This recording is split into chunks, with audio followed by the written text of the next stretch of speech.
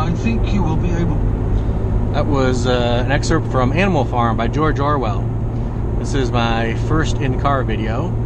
Not the first take, but my first video in the car driving. I'm kind of breaking up the drive. I'm headed to for a camping weekend, 3 days in New Mexico, and I had the camera handy, so I thought I'd do a quick little video here, and one that hopefully doesn't require much editing. I can just sort of put it online without a lot of work, but it's basically an introduction of the cockpit of the zombie apocalypse vehicle.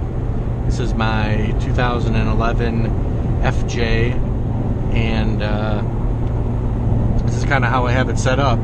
I've only had it for a couple years. It's treated me pretty well so far. It seems, pretty capable of everything I've asked it. And if I have one complaint, it's that it's a little small.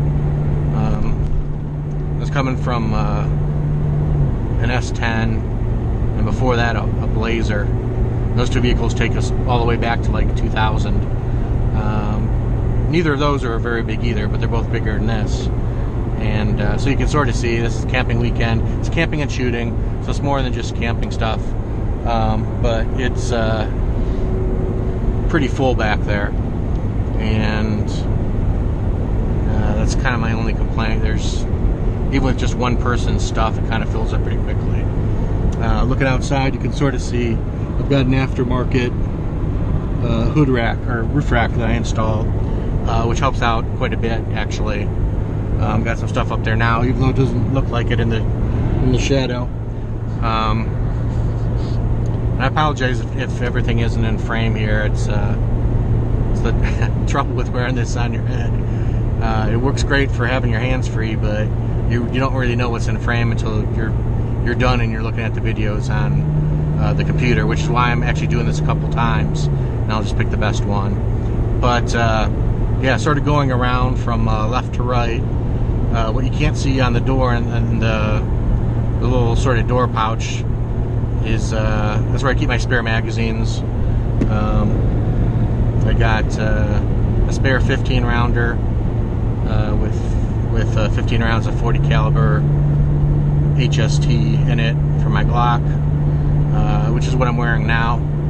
And I've got an aftermarket 15 round magazine for my Ruger LCP, which is staggered with Hornady Critical Defense and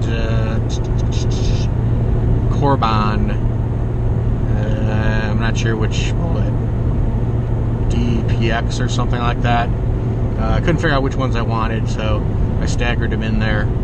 And let's see here. And then I got some like gloves and stuff down there, which are actually pretty handy for a lot of reasons.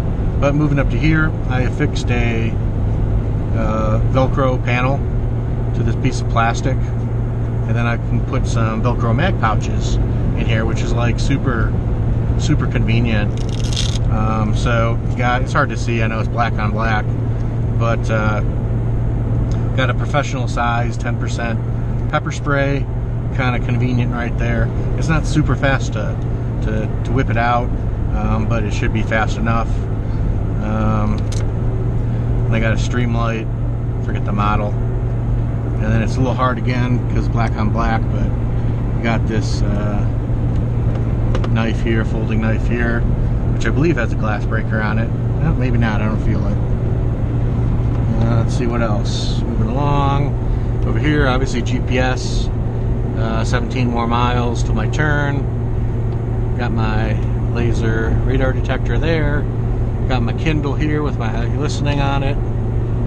Got my CB, it's all quiet.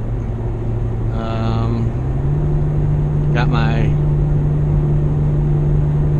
ham radio down there, all quiet there. Got my little rat's nest. Let's see what else. Oh yeah, let's try not to crash while I'm showing you all this. But over here, this is my AA, AAA USB powered battery recharger, which is like super useful. Because, and the cool thing about that, I actually like that one more than any other I've used, even if it is kind of this weird off-brand. But you know, it's got 4 slots, and they'll accept either AA's or AAA's, and you don't have to put them in pairs. If I want to just put one in, that's fine. And I've got a headlamp that takes 3 batteries. In fact, I think it's this black diamond right there, which is always annoying because when you go to recharge it, in my other one, you got to put them in by 2s, and so you always had this weird, you know, this weird battery you couldn't like charge up until you had a second one. So it's cool that I can now charge them up like 3 at a time if I so choose. Let's see, got a couple pouches there. Those times when there's a passenger that needs to tuck something away. Nothing in the passenger door. That's kind of, I was almost gonna say that was it, but I got this great visor organizer, and I wish I could sort of remember the brand. It'll be something I can put in the description later. But you can see it's just got these elastic straps with Velcro, so it's universal. And it has just these elastic straps going across it, up, down, all around. It's kind of chaotic. They're not uniform in like how they've been sewed on there. So you can arrange it all different ways to like sort of stick all your weird items in there. And for me at least, this works better than something with pockets. I tried a couple pocket ones, and they weren't. I mean, you could put a couple things in there, but this was a ton better. So what I got up here? I got caffeine pills, of course. Got them handy for the drives. Got some minty breath spray, a alcohol swab. I got obviously a lighter, dental pick. So it's just normal stuff, you know, you might need going about your daily business. Got a lumber crayon there for some reason, but it's kind of cool to know you could, like, if I need to for some reason, I could write on pavement, or I could whip it out and, like, you know, write a license plate down on my dash or something. You know, a little stain remover thing for clothes, permanent marker. Trying to keep this in frame. I think I'm failing at it, but and then I got this Write in the Rain notebook, which I bought a bunch of these and I took them apart and then recombined them. So one side is half like this EMS sort of vital statistics sort of stuff. If I gotta, you know, help out at an accident scene, I'm first to arrive or something. And the other side is just regular notebook, and then a space pen. That's that. Yeah, it works good at keeping that up there, and it's not too thick. It's the other than that. Oh, and I got a dash cam that I've had for about not a year, maybe 9 months or so. It's a Rexing, some model.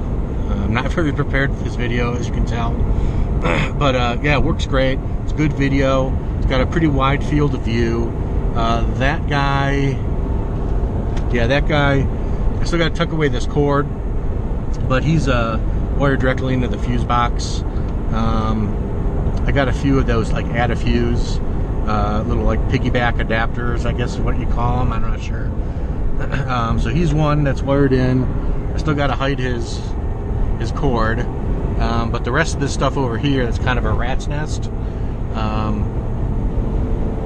Like the GPS and the radar detector there, both of them have a waiting slot in the fuse box. So one of these weekends when I got some free time, you know, I'll transfer those wires, I'll tuck them away or kind of neaten them up, and they'll all be running off this. And then that should free up almost everything from here, so I won't have like such a commotion.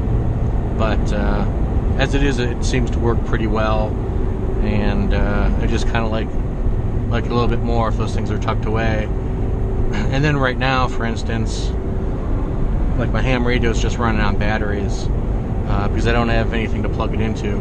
So it'll be kind of nice once I, take those things out. Then if I wanted to run with the ham radio on all day, I can plug it into there like it's intended, and not have to worry about draining the batteries. I think that's it. I'm starting to wander off track anyway. So I'm going to finish up the video. Just a quick little introduction to the cockpit, and I'll probably be doing some other vehicle videos coming up here sometime soon. But hope you enjoyed this one.